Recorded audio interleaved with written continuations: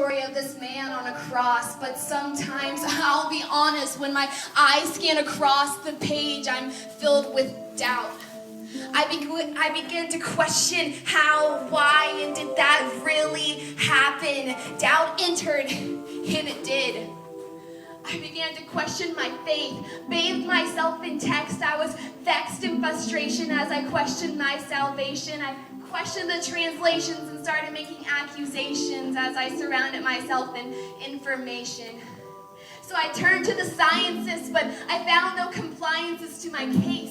Was I merely to chase this figment of my imagination? So as I sat in classes, unable to breathe, as the professor spoke, all that I knew came crashing down on me. My foundations fell. But then came the cell. You see, it was in biology that I discovered the complexity of this microscopic entity, and I was mentally amazed at the structure of the RNA, and it was right there that I found God's work on display, his fingers at play to show me who he was through this tiny, tiny cell.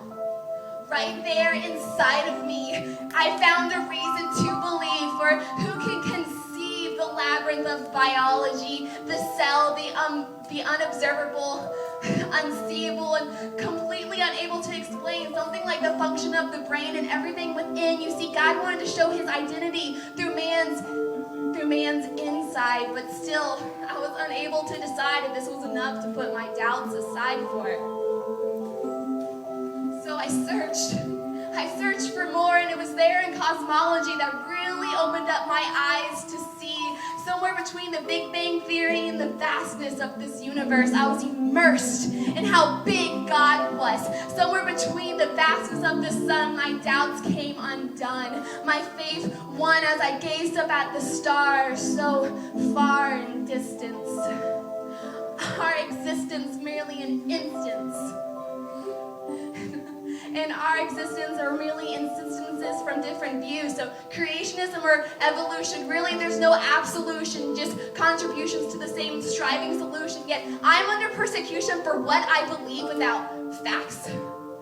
Accusations of ignorance for my stance, but really it's ignorance to say something doesn't exist because you can't prove it. That's a fallacy, so remove it. And open up your eyes, open up your ears to my discovery, because I found God in history, I found him in morality, I found God in biology, and I found him in astronomy and psychology and theology and archaeology. And he's more than just an ideology, because most of all I found God right beside me, right inside me. So ask your questions, he'll provide me with the answers. And sometimes when there's questions that can't be answered because they're there, they're there, just say a prayer, because that means that we serve a God who's transcendent, and I'm dependent on his presence. He's omniscient, self-sufficient, and omnipresent, yet bent on knowing me, bent on showing me his mystery, so I take comfort in my questions.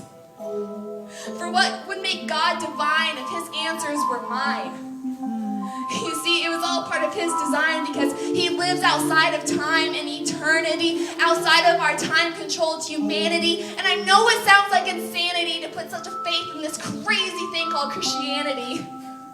But in return for my faith, he opens up his realms, and I'm overwhelmed by this opportunity to catch a glimpse into divinity, to see into infinity. And my faith is based on more than just words in a text, but I believe in him because I know him personally, intimately, as if he was standing right beside me.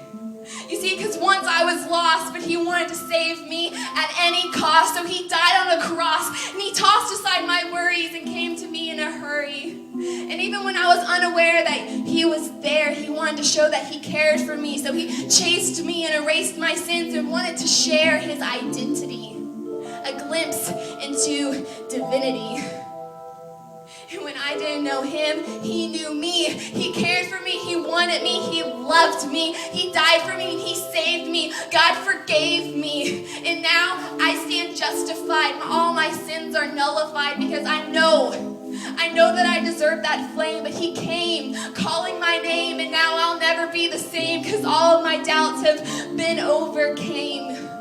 You see, it's something called faith that allows me to believe in this God of astronomy, of biology, and every single other ology. You see, it's something called faith that allows me to believe in this God of complexity, this God of perplexity, of simplicity and symmetrically, of everything, of beauty. It's something called faith that allows me to believe in this God of essentially, respectively, and objectively everything that we see and don't see. You see, I believe in the God of divinity and of the God of humanity. And most of all, I believe in this God, this where to begin, impossible to comprehend God who personally loves me.